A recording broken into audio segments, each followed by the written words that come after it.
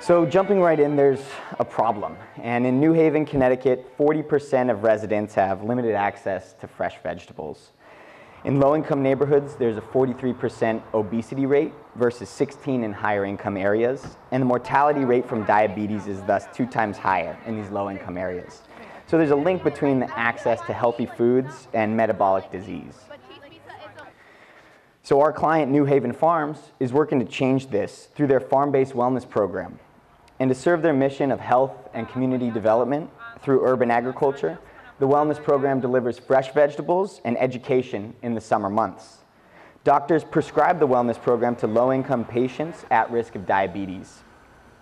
And through this program, participants get fresh vegetables at no cost and learn how to live a healthier life through their education programs in nutrition, cooking, and farming seminars.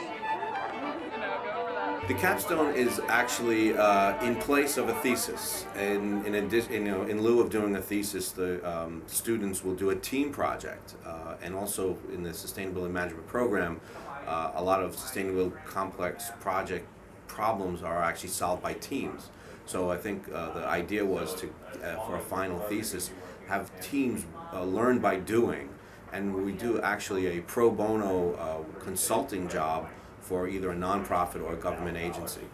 New Haven Farms is under new leadership that wants to take the organization from a small startup to a more involved community leader, and they asked us to identify ways for them to do that.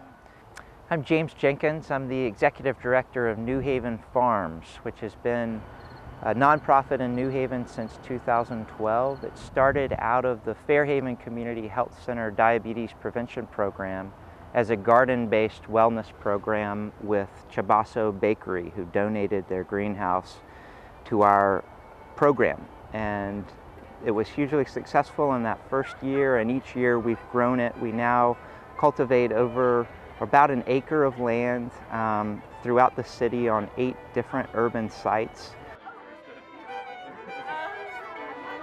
What we did was we went and visited New Haven Farms.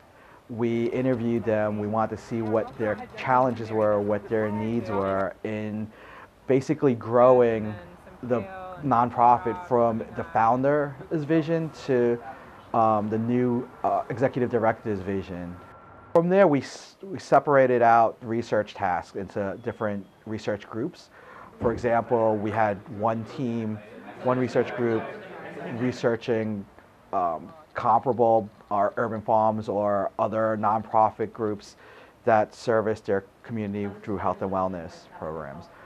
Another team looked at various agricultural techniques such as hydroponic farming, indoor vertical farming, even improvements on traditional farming.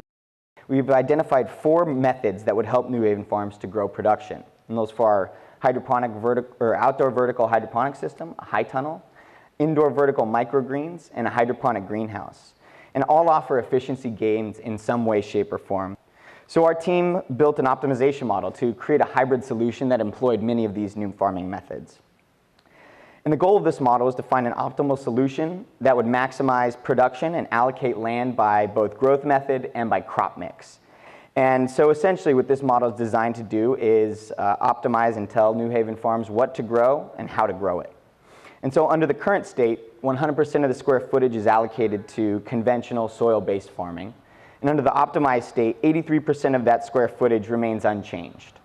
17% of the square footage would now use new unconventional farming methods, including a space allocated for a high tunnel and a greenhouse for vertical microgreens and indoor hydroponic systems.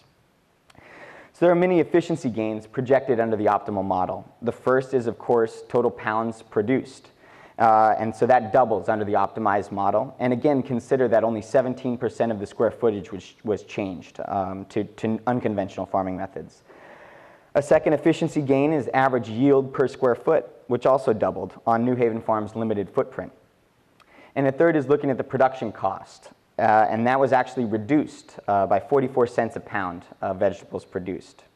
And so in exploring expansion opportunities in education, the New Haven Farms leadership is exploring many possibilities. So what we've done is created a strategic framework that outlines growth opportunities, supported with case studies and specific resources informed by local and industry best practice.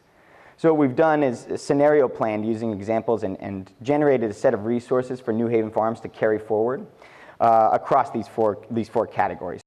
In similar fashion, we've created a structured framework for how New Haven Farms should scenario plan for growing financial and organizational systems. And there's a need to formalize across these three categories here: financial sustainability, workforce, and operational metrics. So we've identified best practices in industry and stressed that by baselining core business metrics and using them to set goals and measuring performance can inform scenario planning moving forward for New Haven in the future.